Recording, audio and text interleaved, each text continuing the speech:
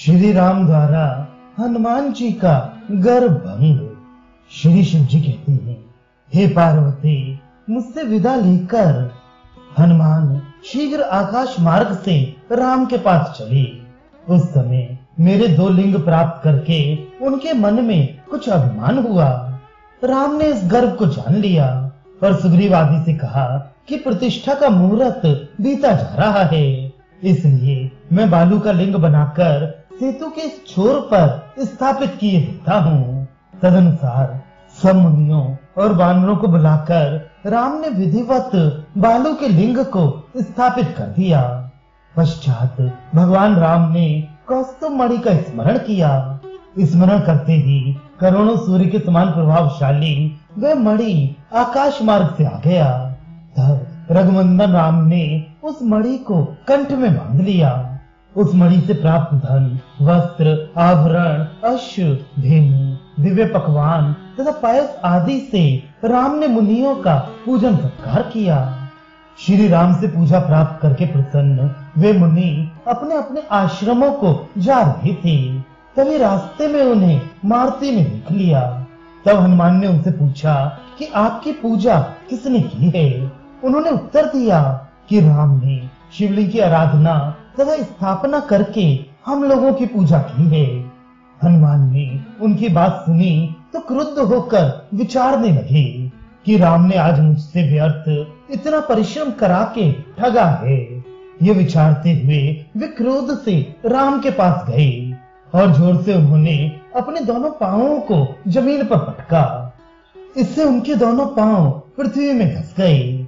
बाद में हनुमान ने राम से कहा कि क्या आपको मेरा स्मरण नहीं था, जिस हनुमान ने लंका में सीता की खोज की थी और लौटकर आपको उनकी खबर दी थी, उसी हनुमान को आज आपने काशी भेजकर ऐसा उपहास किया।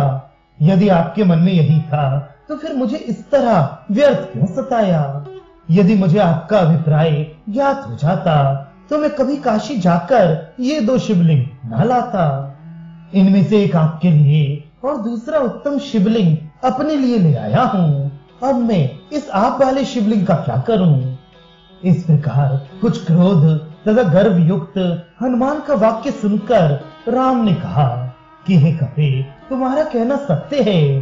अब तुम यदि इस मेरे स्थापित लिंग को पूंछ में लपेटकर उखाड़ लो तो मैं तुम्हारे काशी से लाए हुए विशेष लिंग को यहाँ पुनः स्थापित कर दूं।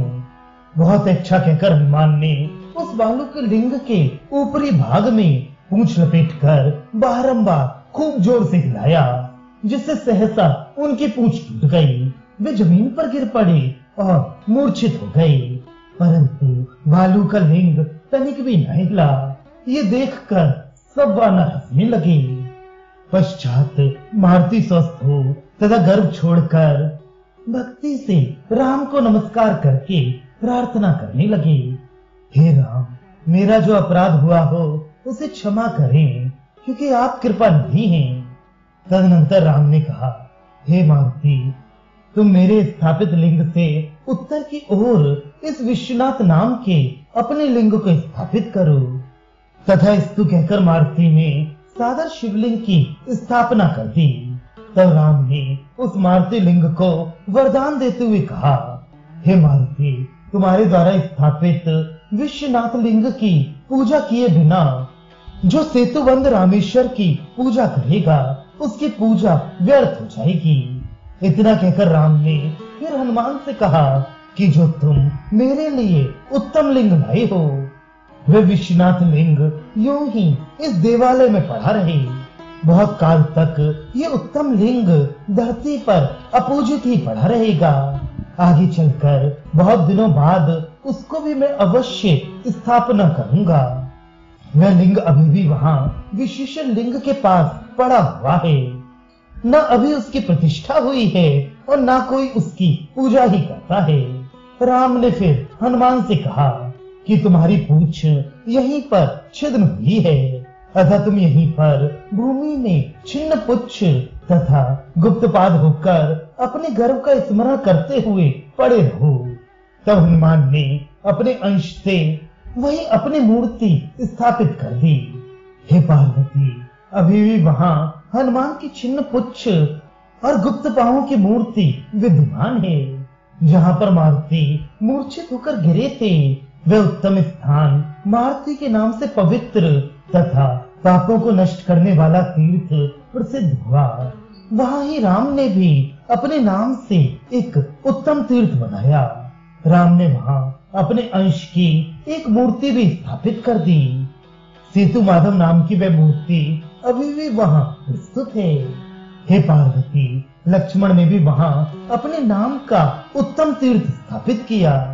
पश्चात राम ने अपने हाथ से छूकर हनुमान की पूंछ को पूर्ववत सुंदर तथा दृढ़ संधि युक्त बनाकर हनुमान को प्रसन्न कर लिया। पूंछ से लपेटे जाने के कारण रामेश्वर का मस्तक कुछ दब गया था। वह शिव मस्तक अभी भी वैसा ही चिपटा है। तब से हनुमान राम के समक्ष सर्वथा गर्व रहित हो गए।